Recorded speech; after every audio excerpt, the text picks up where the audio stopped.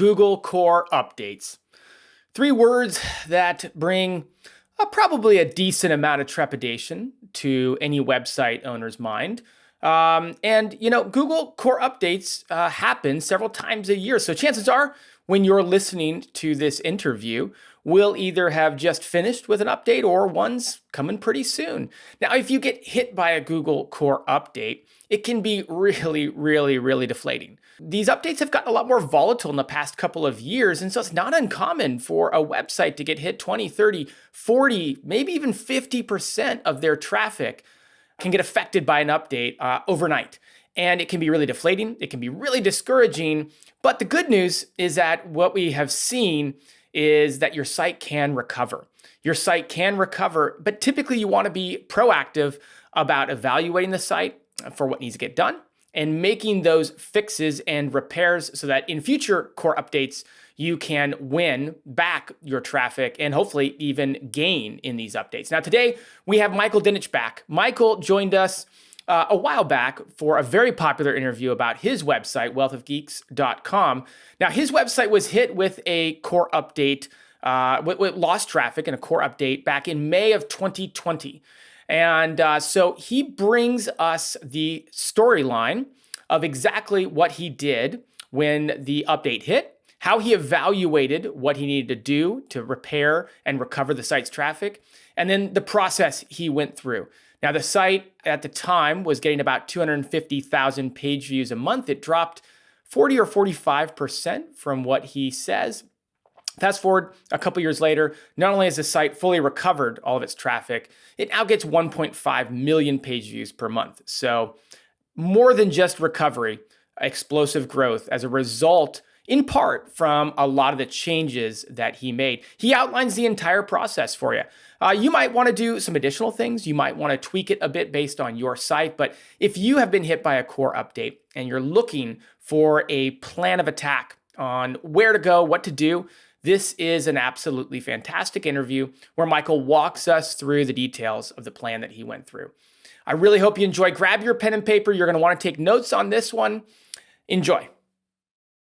Have you been frustrated with your Google traffic lately? Are you tired of tools that make you search through millions of keywords and require a math degree to figure out?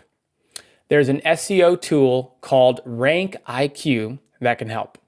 They're ranked #1 on G2 for both ease of use and customer satisfaction.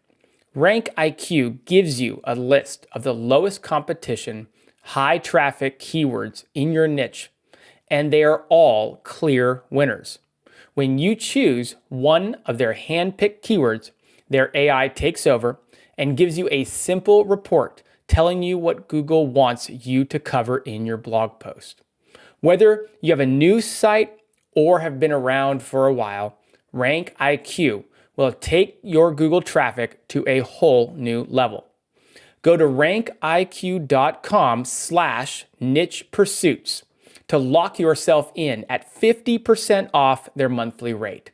I'll put this special link in the episode's description. Hey, Jared here. Today's episode is sponsored by onelittleweb.com, a bespoke link building service provider trusted by hundreds of niche site business owners just like you. One Little Web manually handpicks real and relevant sites for guest post backlinks that receive at least 5,000 monthly organic visitors from Google. The best part is that you can check the quality of the sites and approve or ask for replacements until you get the desired domains for your guest posts. So we've arranged an exclusive welcome offer for Niche Pursuits listeners, where you'll get a free DA40 backlink on your first order of a DA50 backlink. So again, you'll love One Little Web because A, they guarantee guest post backlinks with 5,000 plus monthly organic traffic sites. B, they let you review the sites beforehand and approve them. C, they write a 1,000 word, well-researched content post for every single guest post. So go to onelittleweb.com/niche pursuits to claim your free DA40 backlink today. Again, that's onelittleweb.com/niche pursuits.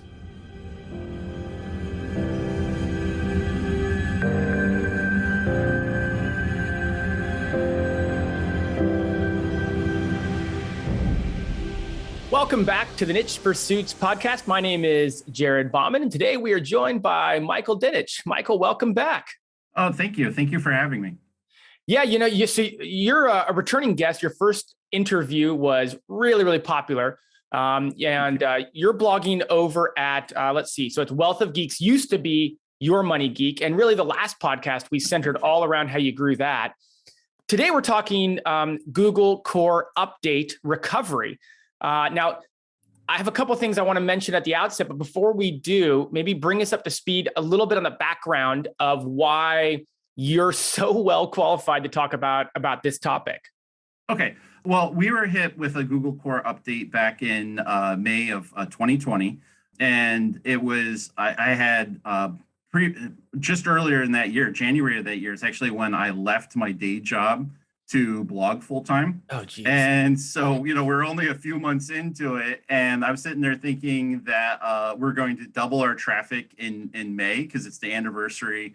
May is the anniversary of our website. And I'm thinking that we're going to double traffic. And then my traffic, instead of doubling, I get cut in half, almost a half, about 40%. So I went into really kind of beast mode to kind of figure out why the website got hit and how I could kind of recover from it, because it was my livelihood. And it's so scary when it happens. And, these Google updates, they happen about once a year now. And you see a lot of chatter with like the blogging Facebook groups, SEO groups, everyone kind of panics about Google updates. So I really want to prevent anybody from kind of panicking and throwing in the towel when they experience a Google update. So I think it's really important to kind of share with it and, some of the steps that we've taken to recover from the update. Yeah, that was that one that hit right at the beginning of the pandemic. I remember that one. And it was like a double whammy because everybody's, traffic and metrics were all out of sorts. Ad revenues had tanked because of the global pandemic. And then Google hits a big update. I think Amazon cut commissions at the same time. That was I don't want to say a dark time, but it was a troubling time for a lot of people. Man, it was. Yeah, it was, bloggers were, and niche site owners were, just getting assaulted from, every possible direction. And, and that's always hard, when you have a lot of variables going on, figuring out what to do is, one of the biggest challenges out there. So let me give a little bit about Google updates and kind of center around some of the topics for the day. And then we'll kick it over to you for really the nuts and bolts of the day. This topic's really apropos, no matter when you're listening to it, probably, but certainly we're coming on the heels of a really large update that was launched by Google towards the end of May of 2022. So we're recording this summer of 2022, but the Google broad core updates happen, like you said, usually like one really big one every year and maybe another one or two. So maybe a couple a year in total. Now, this is different than the consistent tweaking that they do with their algorithm. These are these broad core updates that they usually will announce to us and tell us, hey, we're doing this big update. Usually affects the majority, of search queries on the internet. And you can see really changing results on your website. And kind of like what you mentioned, it can be really overwhelming if you lose a lot of traffic. And there's a lot, especially if you're new to this with a new website, and it might be your first time getting hit by an update. It's actually probably more common nowadays than a lot of people will let on. Back in the old days, 5-10 years ago, you used to only really get swallowed up in an update if you were doing something really wrong with your site. Nowadays, it's really common as they tweak search intent and these types of things. So recovery and going about a process to recover your site is really important because you can recover that traffic. It's very difficult sometimes to determine what to do, but you can recover that traffic. It's not the end of the site as you know it. And that's really what we're talking about today is what to do, where to start, how to analyze, what things to pay attention to, what things not to pay attention to. Okay, I've said my 2 minutes on core updates. No, that's great. Yeah, and the big thing with a Google Core update is if you think you've been hit with a Google Core update, is not to panic. That's where most bloggers, kind of go wrong, or site owners go wrong, is they panic when an update happens, and then they start canceling. They start canceling all their subscriptions. Mm-hmm. They start, they take their foot off the gas because they go, well, I'm not going to, I'm going to stop pinning. I'm going to stop paying for Tailwind or whatever's driving traffic. They they just cut back on it because they panic, and that's the absolutely worst thing you can do. And Google, actually tells people kind of what to do when you've been impacted by an update, and they give guidance. It's a little cryptic, and you have to kind of read the tea leaves and everything. But if you've been impacted by an update, it's really important to just kind of reflect and be honest with yourself and your site, and just start with like a checklist of almost the blogging basics. And so the first thing you want to kind of start with is check and see, is your website fast, and are you passing Google's Core Web Vitals? Are you passing, the Page Speed Insights test? And you can go right into, Google Search Console, and Google will tell you right in Google Search Console if your site is passing or failing Core Web, the Core Web Vitals. And you can get a lot of traffic and be failing Core Web Vitals. There's a lot of big legacy sites, the Balance and MSN and stuff that tend to get away with, having bad Core Web Vitals. But for people that are maybe, struggling to recover from, Core Web Vitals is a really good place to start and see, if there's any speed issues or anything. And also, if the site's running slow and people click over to your site, they could possibly leave. So it could be hurting your traffic. So always start with kind of the fundamentals and make sure you're passing, Core Web Vitals, and make sure you have a good user experience. And that's another important thing, is really make sure and just reflect on it. Are you actually serving a good user experience? When people click onto your website, are they being hit with an ad right away? Or are they, being able to get into your content? One thing I really like to do is make sure that there's not really anything impeding the reader from, getting into like the hook and, of our articles or of our blog posts. So we don't want to have, any real ads or pop-ups or email subscriptions, anything in the first paragraph or first couple paragraphs of an article, because we don't want people to kind of bounce out because they're not getting served, the information right away that they kind of clicked on. So you just have to kind of reflect on it and be honest with yourself and ask, are you serving the best user experience possible? Is the website fast? Are readers getting, served the information they're looking for? And just kind of go back to the basics. And, sometimes that costs a little bit of money, and you might have to, hire a developer to help work on some of the page speed issues. Maybe you need to upgrade to a more expensive hosting plan or a better hosting environment. But speed is a ranking factor. Google's come out and said it's a ranking factor. So improving those factors will help in recovering from a website. So back in May of 2020, when I was hit, I think that's probably what was hurting me the most was, my website, when I really kind of look back on it, wasn't as fast as it could be. It certainly wasn't as fast as it was now. So we went through and we stripped, pretty much anything from the site we didn't need, we stripped from it. If it wasn't really serving a purpose or making us money, we stripped it from the site. We stripped some things like just felt we could live without. So for example, like the table of contents plugin, we actually stripped that because it was causing issues with Google Page Speed Insights. We moved to a better hosting environment. We tested about 5 or 6 different themes until we finally settled on a site that was fast. And today we're passing on the Core Web Vitals. So let's talk about some of the actual tactical things you did to improve the site speed. You mentioned a site theme switch. Do you remember which one you landed on? And kind of how you evaluated it, right? Like, because you can go through the WordPress store and start looking, but how did you kind of evaluate which ones were the fastest? Did you actually download all of them and test them all in terms of a real-time environment, or what was the process? Yeah, I absolutely did. So we started out. I started out with a theme, Asuki, which was a theme that was supposed to be very lightweight. And then basically what we found is it was a little too lightweight. So by the time you started trying to build any of the functionality or anything you needed into it, even though it was a great theme, it probably works for some people. By the time we tried to get what we needed out of it, it was no longer, lightweight. So we then switched over, and I think there might have been another theme in between that, but I don't remember. But then we switched over. That's a really good point, by the way, because you kind of quickly went through it, but you're exactly right. Like, and just for people listening, it's a great point. Like, some themes are lightweight, but they come with virtually nothing that you can, that included with them. And so you have to add a bunch of stuff, a bunch of additional plugins to get the functionality you need. Whereas some themes come with more functionality built in and are still lightweight. It's a great distinction. Yeah, absolutely. And then we went to another theme. I forget what that theme was, but then that was a little too bloated. Then we went to the Astra theme. And what we were finding was with the Astra theme, and again, that's probably a nice theme for a lot of people, but we were running into issues with the logo populating into the header menu, and the header then expanding when our logo would pop into the site. And when the logo would expand into the header section, it would push all the content down, and it was causing us to fail on content load shift.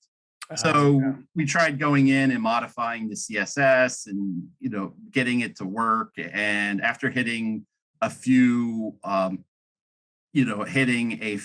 roadblocks there, we decided to then switch over from Astra. We switched over to Generate Press, and that's kind of the theme that we've landed on now. It's a great theme. It kind of does what we need to do while still being very, very fast. And, it's a very popular theme, and it's well supported.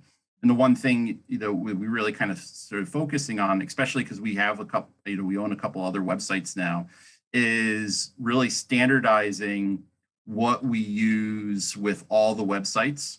So that way, we're not necessarily looking for what's perfect. We're looking for what works and what works for us. And then by kind of standardizing and using similar themes, similar plugins with all the sites that we work with, then we're able to understand what's going on and diagnose a problem. Like if one of the sites is failing, well, we know we use similar plugins, we know we use similar things, so maybe something's going on, and we're able to diagnose those problems. Where if you have 20 different sites and they're all using a different theme, they're all on different hosting environments, it makes diagnosing problems an absolute nightmare. So we landed on Generate Press because we just like it. It's well supported. Our developers were familiar with it, and it runs really fast. Yeah, I feel like when you hear about kind of lightweight, fast themes nowadays, you hear about Generate Press, you hear about Astra. Those are probably the two, I don't want to say most popular because I don't know, but it certainly feels like it. And people have really good luck with Cadence, the Cadence theme as well. The Cadence is a little prettier. You feel like a prettier theme. We've seen a lot of bloggers that we know that are having good luck with Cadence. We just chose Generate Press. It's a little simpler. It's a little faster, in our, for our kind of, the way we have it built out. Site speed wise, when you determined in May of 2020, when you kind of determined this was one of the big problems, were you comparing your site speed and maybe the Google Page Speed Insights or some other metric, GT metrics? Were you comparing that up against your competitors and trying to evaluate, hey, they won, we lost, their site speed's faster? Were you going about it that way, or were you really more just looking at the site, looking at your core web vitals, analyzing from just a generic standpoint? And I'm just trying to think of people wondering, well, how do I know if page speed is my issue or is something that I need to really work on? Yeah, we were mostly concerned about Google and Google's Page Speed Insights and the rankings in Core Web and Search Console. And it's really funny because we talked to a lot of different developers at the time and kind of tech gurus. And a lot of people said, well, don't worry about what Google says in Page Speed Insights because I ran this report in GT Metrics and it says you're fine. Or don't worry, we were just told a lot of times, like, don't worry about it. And I didn't feel comfortable with that because, I'm not a blog, I'm not a tech person, I'm like the least techie blogger that ever existed.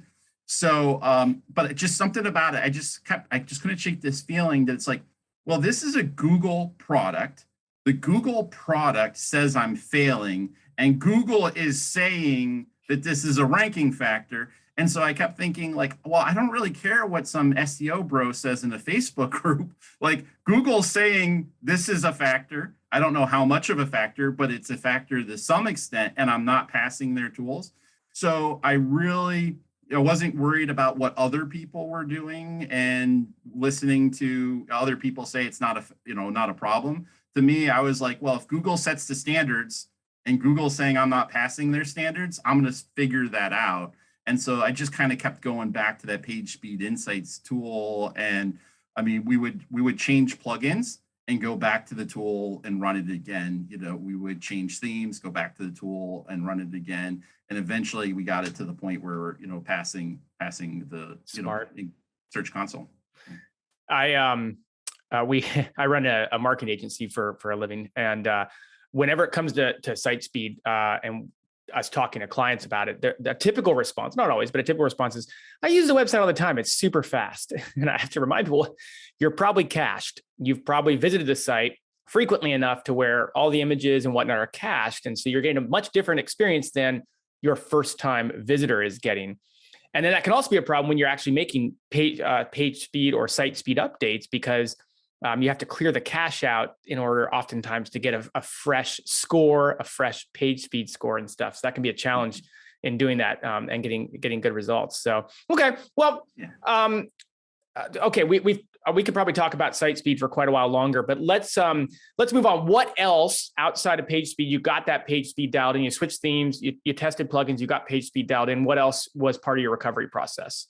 So we went back and really kind of focused on the basics, and I just kind of actually just reread what Google actually says a bunch of different times about what to do if you're impacted by an update. And I just did an honest reflection on the content on the site, and I asked myself, you know, is this content the best possible content we could produce? And when I was being, you know, kind of honest with myself, it was, you know, good content. You know, I don't think we were publishing content that you know, of poor quality, but it wasn't really the best content, I think, you know, that was out there. And so we went in and we changed our content standards, and we brought in editors. And we adopted this process where we now have a 2-editor sign off on all of our content. And, you know, it costs a little more money, but I think it leads to us producing better content. Now, it doesn't mean that a mistake, you know, we push out a lot of content every day, so a mistake could happen, but it's cut down on them significantly. And I think it's made, you know, much better content. So we have one editor that loads the content into the site. So you know, we get the content from writers. I don't do any of the writing on the site anymore. I was going to ask that. Yeah, so a writer will send us a post, and then it goes to the first editor.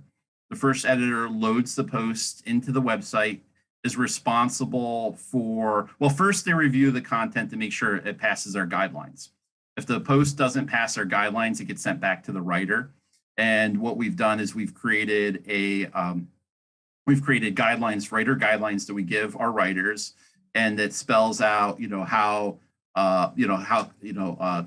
capitalization should appear on the website, you know, how things should be italicized, all our standards. We require that all of our writers run their posts through Grammarly Premium. Okay. I absolutely love Grammarly Premium, especially if you can't afford to hire an editor right now. I mean, Grammarly Premium is, you know, like an editor, and it's, I think, $140 if you pay for it for the year. It's really, really, you know, inexpensive.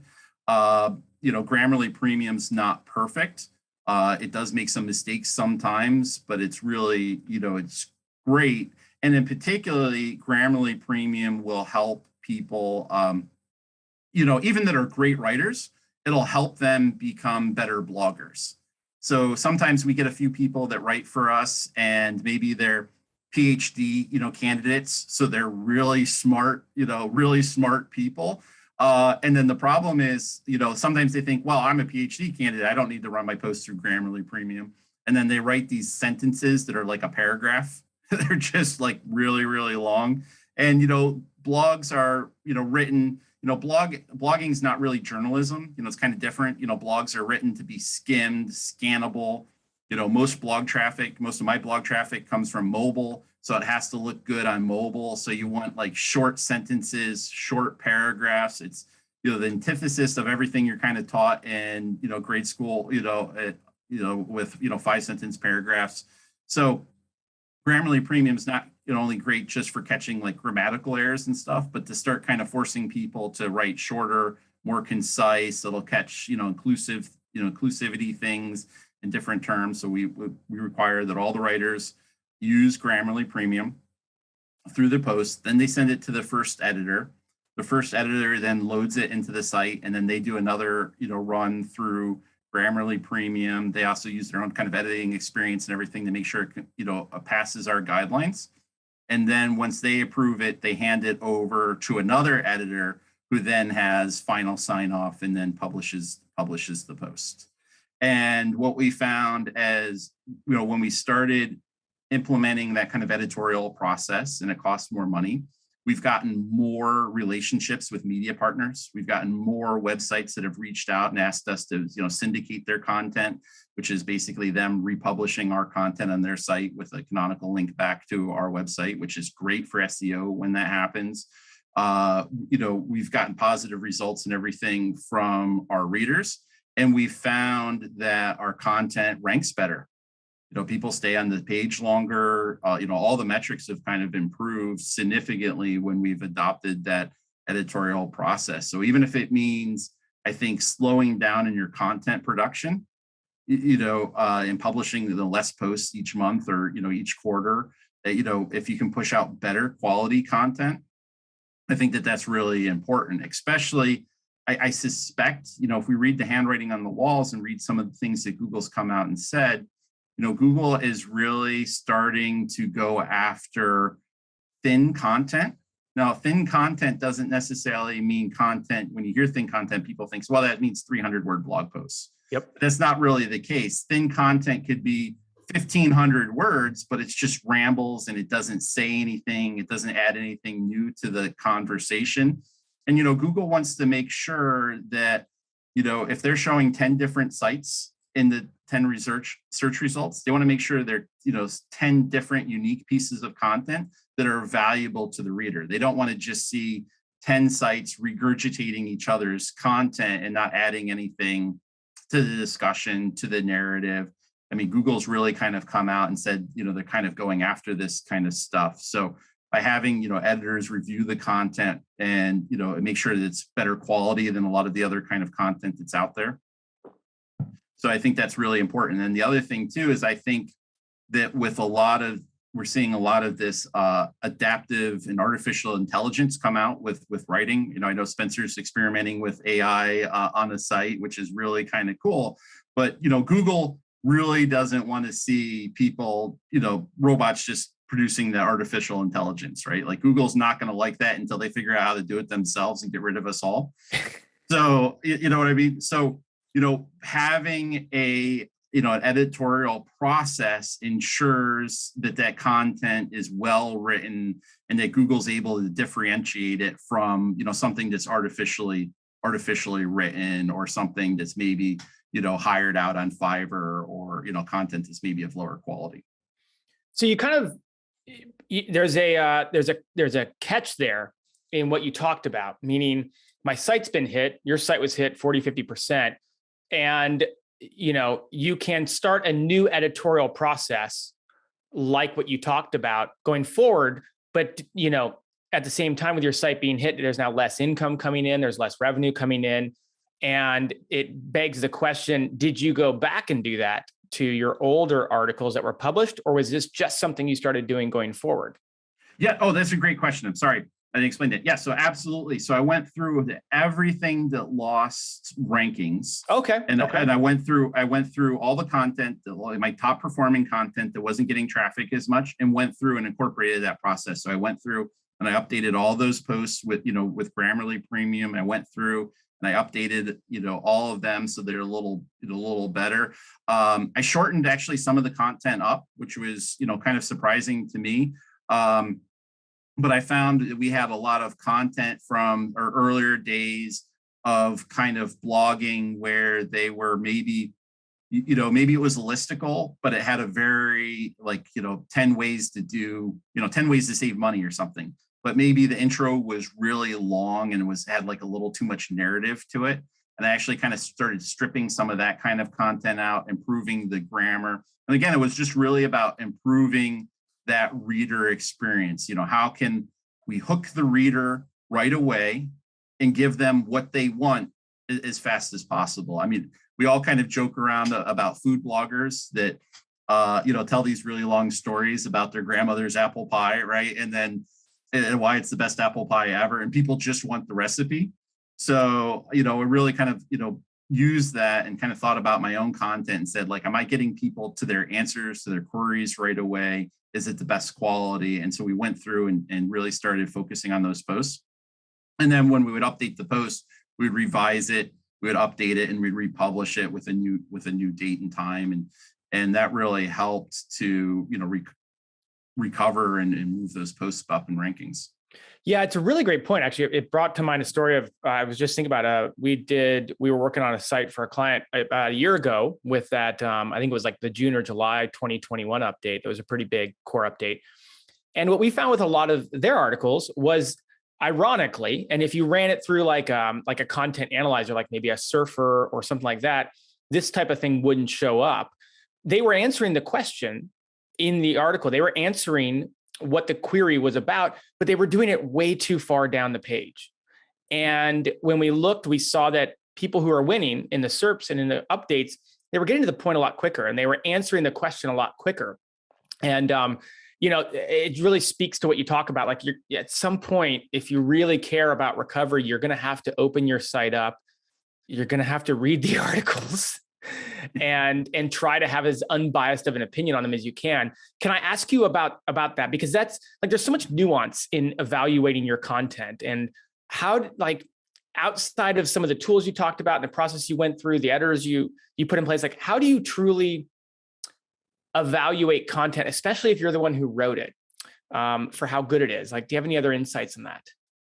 Yeah, that can be really hard, because nobody wants to admit that, like, their content's maybe not that good. It kind of helped that I've never felt that I was a writer, so I've always been, like, kind of critical of my own writing. So like, Google caught on to me. They finally realized I'm not a good writer. Yeah, they caught on to me. Yeah. So I mean, so that's always kind of helped, but it's really tough to kind of do it. But we would just kind of go through, and I would say, like, is this market watch quality, right? Because that's, or Business Insider. And I would just kind of look at it and I would say, does this feel like what I would see on Market Watch? Or does this feel like what I would see on Business Insider? Or is this bloggy? And I don't mean to use that in a pejorative term, but I've always tried to avoid our content to the extent possible, try to avoid them being too bloggy, and go with a more of a editorial, like, Market Watch, Business Insider type feel to them. And I really adapted that philosophy from, we talked about this in the last interview we did. We talked about how, when I grew the site, I used Reddit a lot. Right. And Reddit is very anti-blog. And so what I found was on Reddit that if you, if your posts are really bloggy, Redditors will, destroy them. But if your posts are, less bloggy, more editorial feeling, then, they tend to do well. So I always kind of like use that kind of litmus test and kind of ask myself, does this feel editorial? Could I see this on an MSN, see this on a Market Watch, or even, an entertainment site or whatever, Collider or, Comic Book Radar or whatever.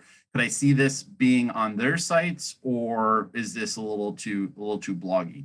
And then if that's the case, I would just try to kind of edit that out. And it's tough, because nobody wants to kind of pick on their own kind of content. And I think that there's this hope that we have sometimes as content producers, that if we just kind of put the content out there and leave it alone and don't update it and don't, revisit it and stuff, eventually it'll just come back, right? Like, the hope is, well, it's only a loss if I edit the post or if I delete it or whatever, but sometimes with underperforming content, you have to update it.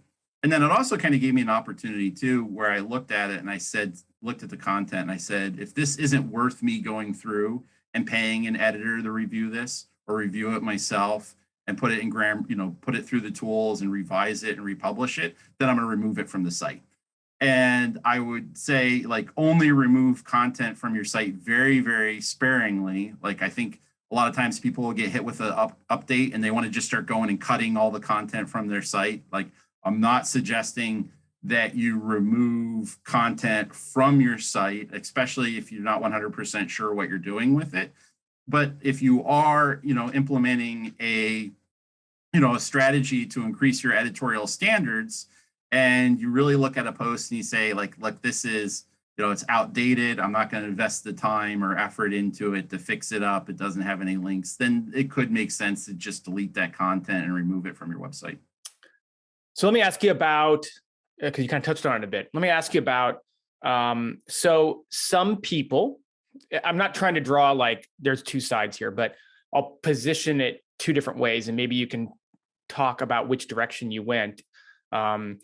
A lot of people, when updating content, perhaps for an algorithm update or just as part of a regular content update process, they'll take their article and put it into a tool like a Surfer, a Phrase, a Market Muse, and they'll really work on getting their topics in line, and then their optimizations, their densities, these types of things in line based on what the articles that are ranking right now on Google have. Now that does tend to create a more vanilla approach to articles in terms of like, hey, I need to make sure that my article has the components that the top ranking articles have. There's another approach that would maybe live on the opposite side of the spectrum that says, in order for my article to rank, I need to have something in there that makes it the best article on the internet, something unique about it, something that no one else is doing. And I need to go into my article and make sure that it's the best available on the internet because of this maybe unique component. Obviously, you can also kind of do both, but maybe touch on which of those did you kind of go down? Which road did you go down? Well, we kind of did a little bit of both. Okay. So, and I'm glad you brought that up, because it's something I want to kind of talk about. And, tools are really cool, but it's just like anything. If used properly, a tool can be wonderful, but if you get in over your knowledge level or experience level with the tool, you can end up doing a lot of damage.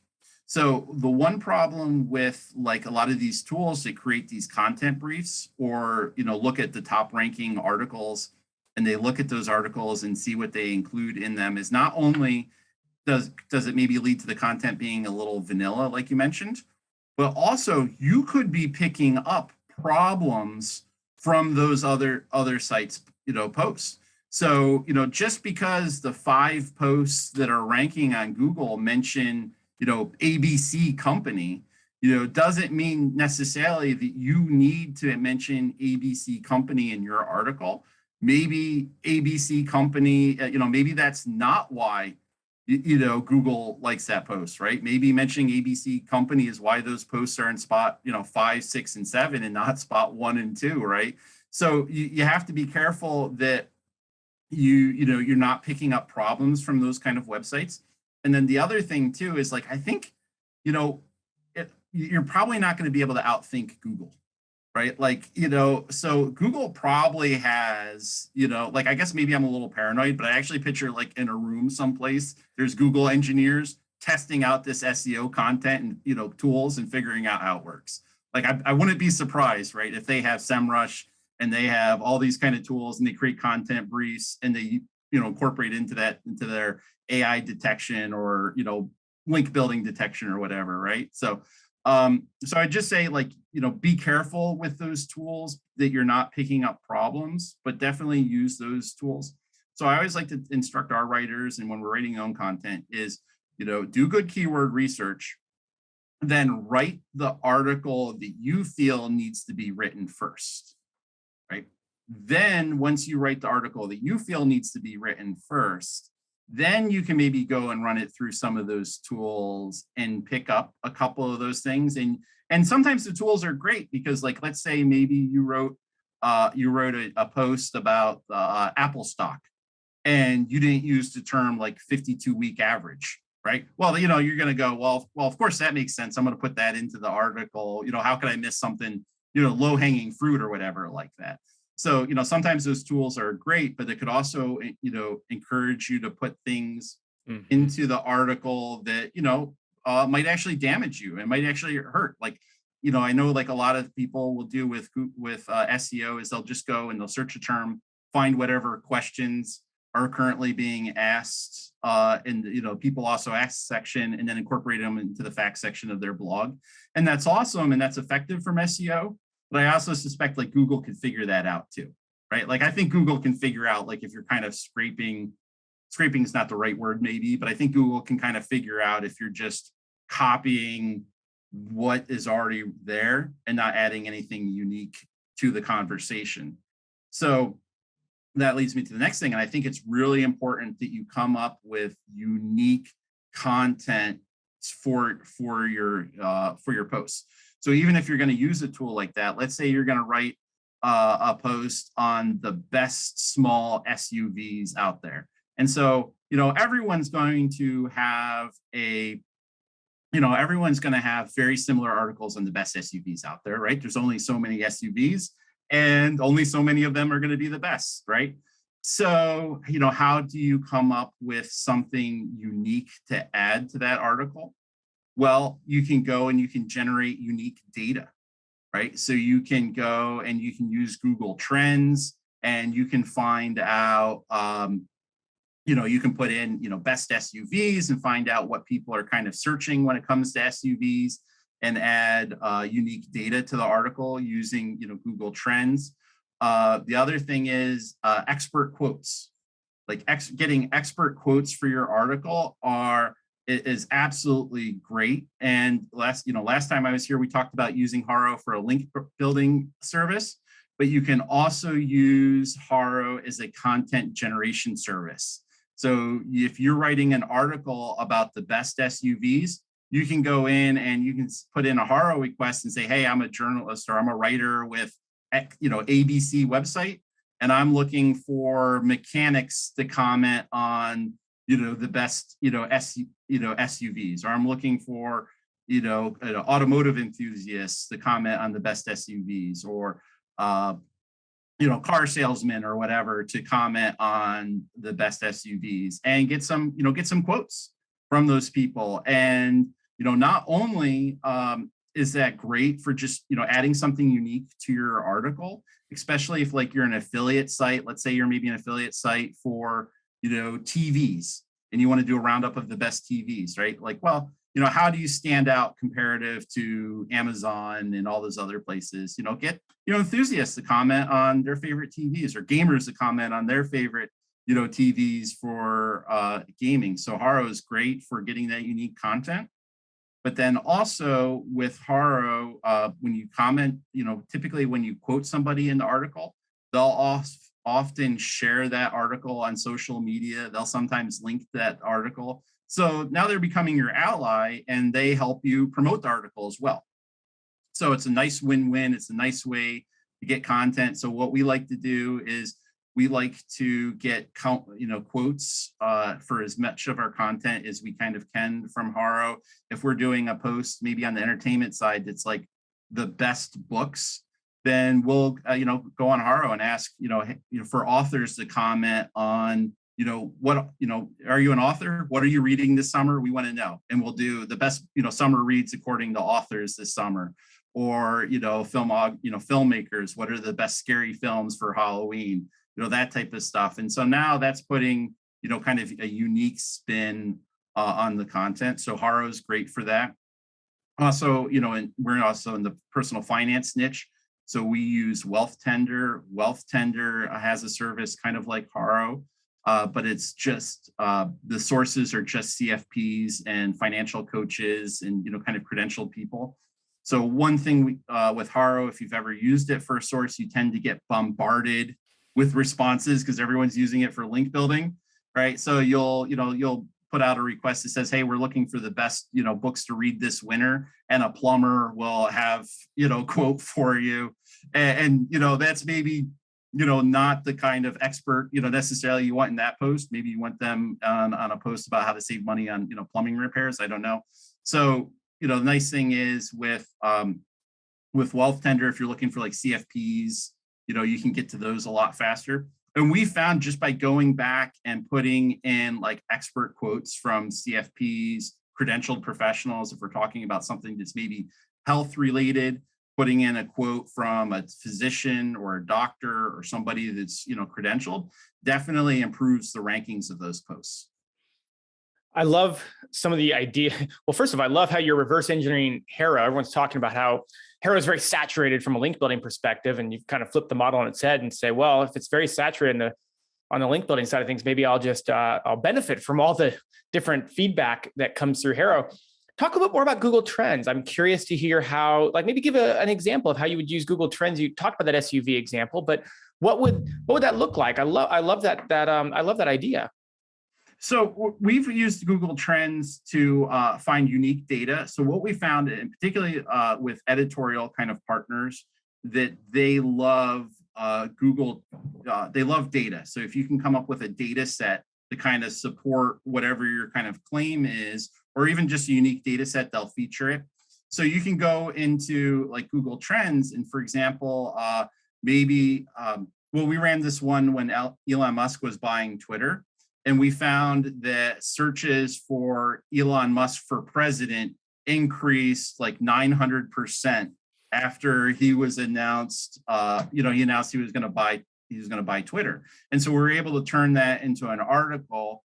And because it had unique data in it, a lot of people linked to it and featured it and talked about it.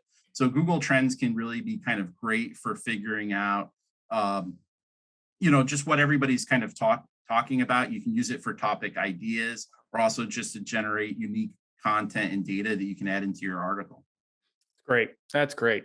That's and I think that dovetails nicely into something we haven't talked about yet. Where do you think links play a role in core updates, and specifically core update recovery? Was that at all a part of your strategy for recovery?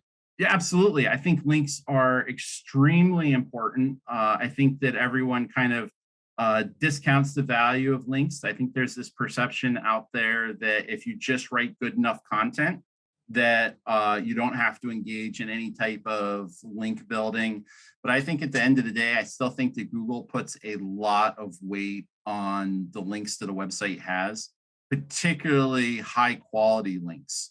So, obviously we're not talking about going to Black Hat forums and buying a bunch of Web 2.0 links, but we're talking about high quality links, and not just, high quality like guest post links. And, I think those things are kind of good, but also I think it's really good to try to get branded links. I think that Google really wants to see that a website is more than just a website. And I think that they want to see that a website is a trusted, authoritative brand in their space, right? That's the whole reason we build niche sites, right? Is so we can establish to Google that we're authoritative in that niche, right? So if your niche is, all about raising small dogs, or all about raising, chickens in the backyard, right, and you're authoritative on that, Google's going to expect to see that like people link to your site, as a branded expert in that specific niche. So I think it's really important to try to get like media links and media features linking to your site, even if some of those are no follow. I know that like as bloggers, website owners, we only have so much time, so we like to go after the things that we think are going to have the most amount of impact. So we all want to focus on the, do follow links, and we don't want to worry about the no follow links. But I think, if you can get even a no follow link from a high authoritative, brand website that links to your site as being authoritative on a topic, I think that that's really valuable. And so we're very aggressive in our link building, if you will. In that we are constantly out trying to build relationships with journalists and editorial partners and media websites, and get them, talking about us and our brand, and really kind of focusing on building, authority in the space. And so was that something that you, with this May 2020 update, were you already building a lot of links and then you doubled down on that, or did you change the way that you were building them at that point in terms of your recovery plan? I don't think that we changed the way and we did that, but we definitely used it as a kick in the butt to get more proactive, Okay. proactive about that, for sure. And particularly getting higher quality editorial links was really important to us. So we started, we went back to, I think last time I told you that I was here that we kind of backed away from HARO a little bit, but then we went back to the basics and started doing HAROs again. The other thing is we kind of started thinking a little bit more on that update. We started thinking a little bit more about just the branding of the site and our own kind of online reputation management and the authority. And we kind of thought about, well, if we Google our name, what kind of what shows up. So at the time it was Your Money Geek, and it was like, well, does Your Money Geek show up? And then if Your Money Geek shows up in this first spot, that's great. But then also, what other things kind of rank for it? Is our social media profiles ranking? And what we found was, there was, we're active on Twitter, so our Twitter page kind of ranked. But I didn't have a LinkedIn brand page at that point. And I went back and I really kind of looked at it and said, like, well, LinkedIn does index or Google, I should say, does index LinkedIn brand pages. And Google uses LinkedIn brand pages to help construct knowledge panels. So it was a wasted opportunity to not be on, LinkedIn. And then what we found was we could, establish our LinkedIn brand page. And then we have a plugin, Revival Posts, which we love. And we were able to use that plugin to share our blog posts to our LinkedIn brand page. So, now I just looked at it as an opportunity, LinkedIn, Google's indexing our LinkedIn brand page. We're, sharing our blog posts to LinkedIn, and now those blog posts are showing in Google. Wow. And we went and we got, we'd set up a Google My Business profile. I know it was kind of, local, but same thing, the Google My Business profile does share to, we can share a blog post to that profile. It's a Google product. So, hey, what better way to get Google to kind of show up and check out your site by getting on all these social media platforms that we're kind of ignoring a little bit. We just kind of went back and revisited them. So we went back and we established and got more followers on LinkedIn, Facebook. We didn't focus too much on Instagram because, if you Google a brand, Instagrams, tend not to get indexed, but, the Facebook page, LinkedIn brand page does.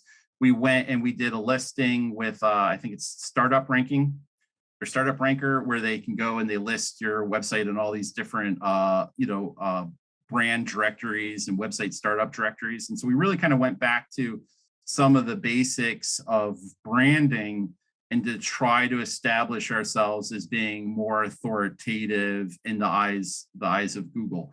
And in doing that, we also kind of separated out, I think sometimes when I started the blog, I kind of commingled. They had my social media accounts and then had, the website social media accounts. Mm-hmm. And I kind of separated them out and tried to work on the branding to establish my own personal social media accounts as being the social media accounts of a writer / journalist, and then the social media accounts of the brand being separate and different, and building up both of those as being, authoritative. And the result is, now today for myself as a writer, I have a Google Knowledge panel. And I think that that's really valuable because if Google's producing a Google Knowledge panel about you, it's almost a little bit of a vote of confidence that Google is saying, like, hey, we recognize you. We know that you're a writer and that you're established, in that space. And that's going to help build that credibility, because that's really what Google's kind of looking for. They want to make sure, can they trust the website? Can they trust the writer? Can they trust the content? So I even went through and I spent, after that Google update, I spent about a year writing freelancing. I didn't necessarily need the money, but I spent about a year freelancing for a career website, because it was, much bigger than mine. And I just wanted to establish a little bit of authority, kind of in that space and credibility. And I think that's absolutely been helpful in recovering. Whew, a lot there. Let's talk about the site. And you talked about the process for, in a lot of detail. What was the timeline of the recovery? And I'll just kind of reshare some of the things that you mentioned at the outset. So May 2020 was the update.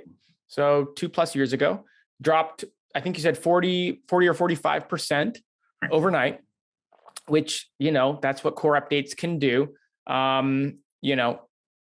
45 minutes later, you've gone on to tell us everything that you put into place. And how quickly did you start rolling out these updates? How long did the updates take? What did the recovery process look like? How long did recovery take? So it took just to pass Core Web Vitals. I mean, it took me about 30 days because I talked to different experts. I talked to, all kinds of different people out there. You name them, I talked to them. I was, tried a couple different things. So it probably took me about 30 days just to get that kind of improved. And then, there was a little bit of time, going through and updating the content, but we started seeing positive results right around September, October of that year. We started seeing positive movements. I mean, there was some, dips and bumps and, kind of pop-ups and everything with the traffic. But, May's a pretty lousy time for Google to release these updates because, we go into summer and summer traffic tends, at least in the personal finance space, once you go into summer, I mean, traffic tends to decline, right? Because everyone's out doing things and, like every year, July is always my worst month of the year, usually, right? Because everyone's out doing 4th of July stuff. Nobody wants to talk about investing or side hustles during 4th of July week. They want to go on vacation and that's fine, right? So, Google, a May update, if it takes a couple of weeks to roll out, now it starts getting into June, July, and that's like a lousy time to kind of diagnose anything because, how much of it's the update and how much of it is, seasonality or something. Summer. Yeah. So it, really wasn't until the fall where we could start seeing the traffic started, growing, back up. And, and since then we've been able to grow. Since then, we've had a couple little, bumps along the way. But the nice thing is, like, whenever we've had a down moment in traffic, we've always committed, as painful as it is sometimes, we always committed to keeping our foot on the gas. So if a post loses rankings, a lot of times people will kind of give up on it. Where if I have a post that loses some of its rankings, I'm going in and trying to update it, share it to social media more, share it in blog shared groups, get more promotion, get more, links back to that article, and just keep that foot on that gas, because you don't want to send, a negative feedback loop to Google, right? Google drops your article a couple of points and then you just give up on it. Now Google's going to sit there and think, well, maybe we were right to drop this, right? We dropped it 3 points. It's not getting any more links. People aren't sharing it anymore. Let's put it on page 90. So it's really important to just kind of, stay at it. There's a widely held theory, and I say widely held because it's, there's certainly a lot of data behind it, but basically the idea is that when you get hit broadly, metaphorically speaking, broadly by a core update, it typically takes another core update to see substantive changes. And now again, small improvements, small declines, these things happen algorithmically, seasonality, all that plays into it. But in your experience, did you have a big recovery moment, and was that tied to another core update down the road? I apologize that I don't exactly remember. I think that there was right around that time. I think that there was another update. I think Google does about 2 updates a year. I know that was right around the time there was a lot of chatter about Google.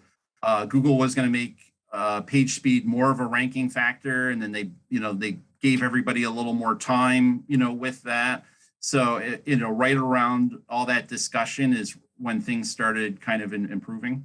Yeah, that they typically always release one right around the holiday season, whether it's early November, late November, early December. So I don't remember the exact date of all the updates. Though I probably should have had a schedule booted up Yeah, for this interview. But yeah, okay.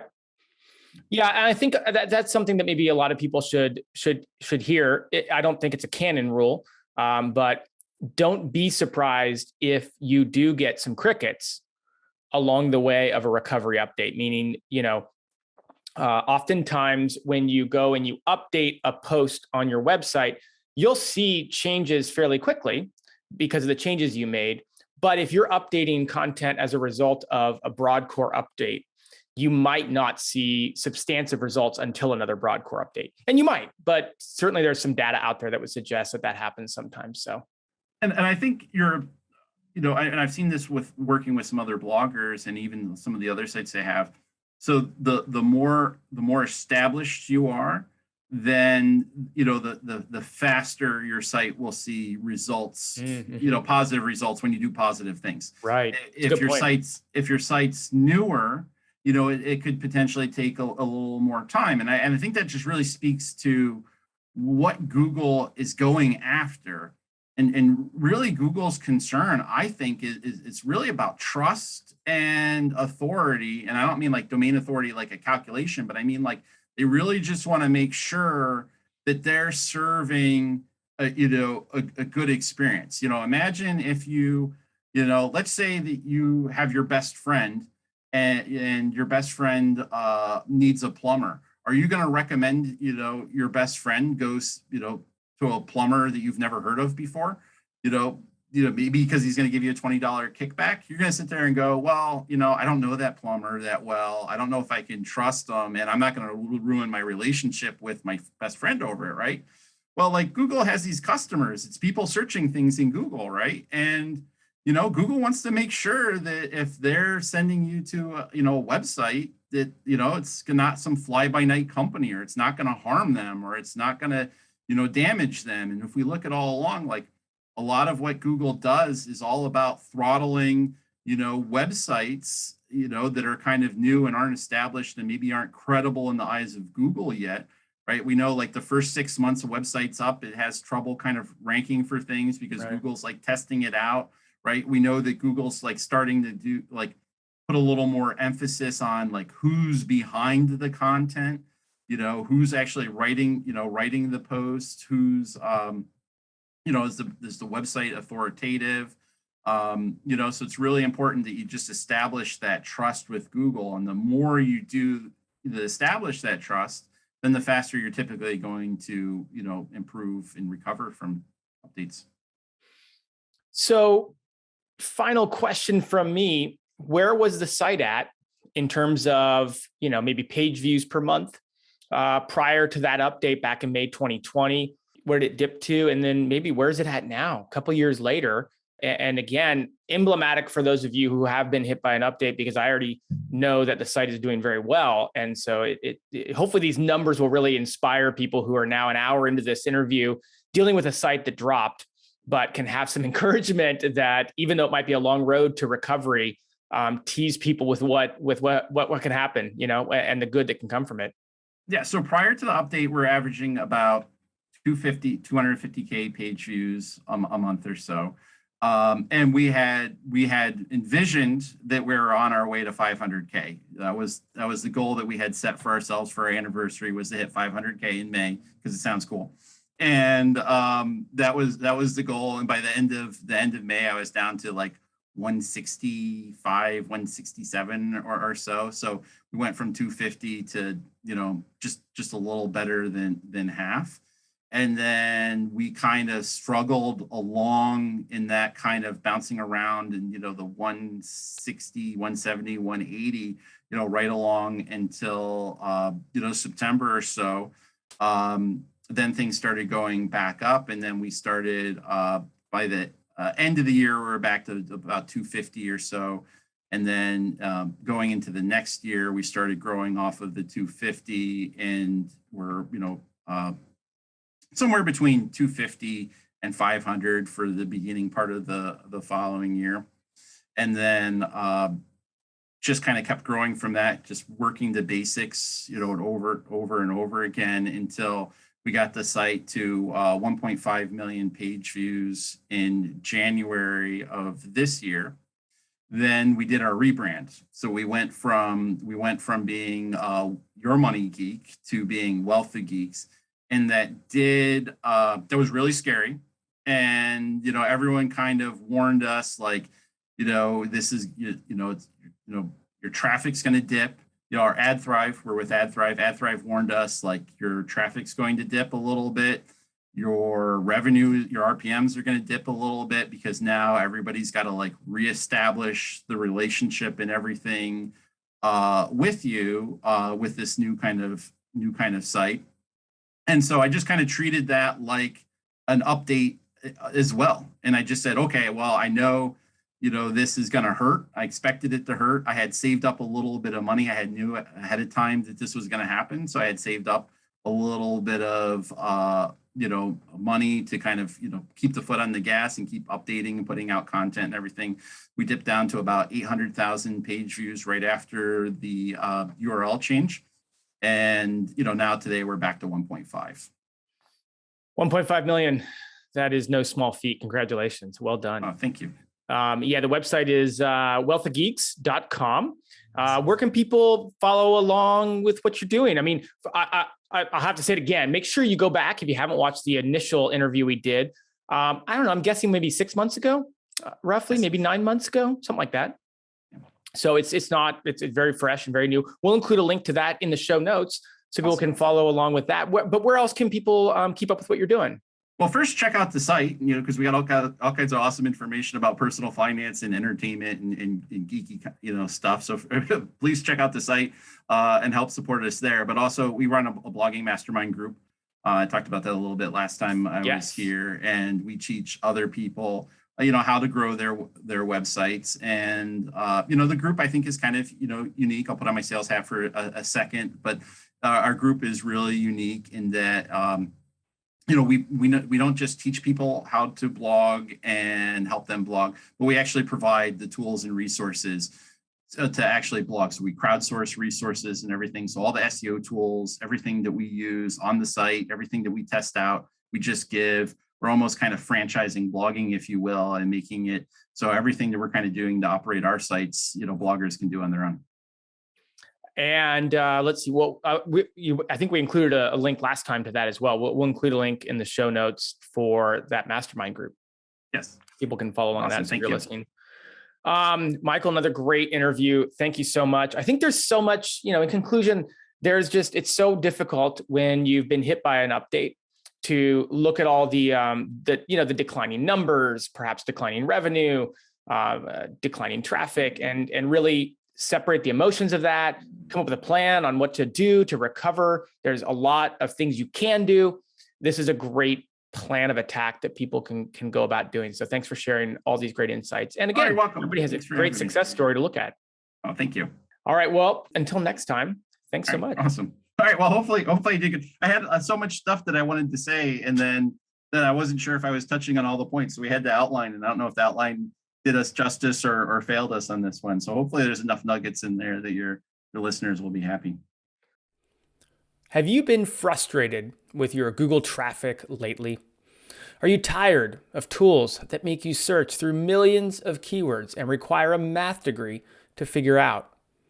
There's an SEO tool called Rank IQ that can help. They're ranked number 1 on G2 for both ease of use and customer satisfaction.